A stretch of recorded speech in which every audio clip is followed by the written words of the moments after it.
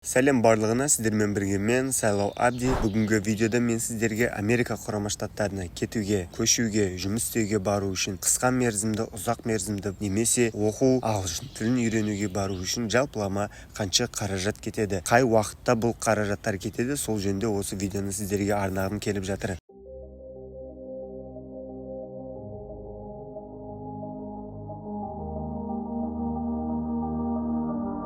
Ең бірінші, сіздер қазір Қазақстандасыздар және де өздеріңізге шештіңіздер, мен Америка Құрама Штаттарына барамын деп. Енді ары қарай бізде қанша қаражат кетеді. Ең бірінші, сіздерге Америка Құрама Штаттарының территориясынан өту үшін, шекарасынан өту үшін сіздерге ең бірінші қажет нәрсе бұл паспорттарыңызға виза. Паспорттарыңызға виза бұл мына жердегі көрсетілгендей суретте осындай виза болады. Осындай визаны біз паспортымызға наклейка болады, соны бастыруымыз қажет болады. Бұл визаны алу үшін сіздерге профессионалды юристердің, адвокаттардың немесе визовый эксперттердің көмектері қажет. Америка кетуде расходтағы ең бірінші расход сіздерде осы ақш-тың визасын рәсімдеуге кетеді. Егер де сіздер B1 B2 визасына тапсыратын болсаңыздар, $185 консульский сбор кетеді. Егер де студенттік визаға тапсыратын болсаңыздар, сіздерде ең бастапқы жарна ол $1000 кетеді. Бұл визаға расходтар. Келесі бізде визадан кейінгі расходтарға кететін болсақ, әрине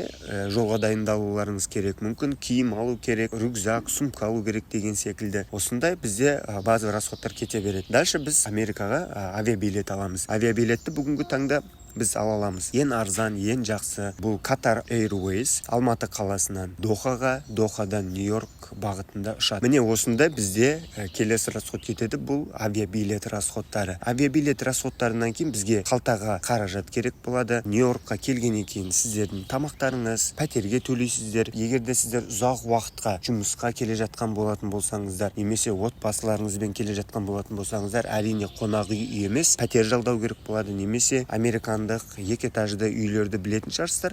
Сондай екі этажды үйлер өте көп, яғни румейт ретінде беретін. Румейт деген ол бір бөлмесін сондай комнатада жалдауға болады. Қонақ үй бөлмелері және де ас бөлмелерінің барлығы ортақ пайдаланасыздар. Жеке өзіңіздің бөлмеңіз болады. Сондай бөлмелерді жалдау керек болады. Оған бізде шамаменен $500 бастап $1500-2000 дейін расход кетеді. Яғни сіздер отбасыларыңыздан келіп пәтер алуларыңыз келетін болса, онда сәйкесінше үлкендеу пәтер аласыздар. Соған бізде осындай $500 мен $1500-2000 көлемінде расход кетеді. Сосын ары қарай бізде базовый расход болу керек. Бұл сим-карта аласыздар, тамаққа аласыздар. Енді бұл расходтардың көлеміне келетін болса, кемінде минималды түрде бұл $2000 расход кетеді. Мен Америка Құрама Штаттарына кету бойынша көп адамдарға қаржылай көмек беремін. Ол қалай болады? Яғни сіздер Қазақстанда тұрып визаға кететін шығындарыңызды өздеріңіздің қалталарыңыздан шығаратын болсаңыздар, нотариально келісімшартқа отыра аламыз. Сол арқылы біз сіздерге қаржылай көмек бере аламыз.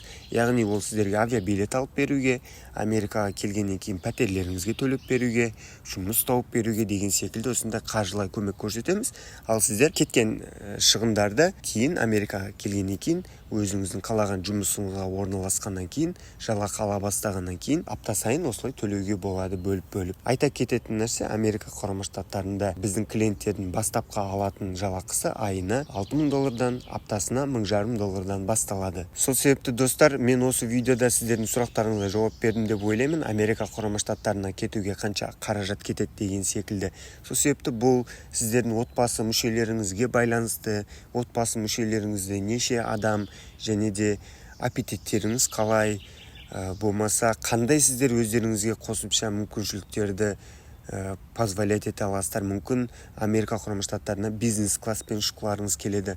Мүмкін сіздер Америка Құрама Штаттарына келгенде таксимен емес, жақсы бір Escalade, бір джиппенен күтіп алсын дейтін болсаңыздар, Америка Құрама Штаттарына келгеннен кейін пәтерді іздемес бұрын бірінші қонақ үйге орналасып, кейін пәтерді асықпай іздегілеріңіз келетін болса деген секілді. Бұның барлығы әрине сіздердің қалталарыңызға байланысты. Сол себепті қандай қаражатта болмасын, менің ойымша кез келген адамға Америкаға келіп өзінің армандарын, өзінің алға қойған мақсаттарын жүзеге асыру барысында кез келген қаражатпен бастауға болады деген ойдамын. Видеоны көргендеріңізге рахмет. Ұнаған болатын болса, міндетті түрде лайк баса өтіңіздер. Әрбір видеоның астында комментарийға пікірлеріңізді немесе сұрақтарыңызды жаза өтіңіздер. Каналға жазылып қойыңыздар. Сіздермен болған мен Сайлау Абди.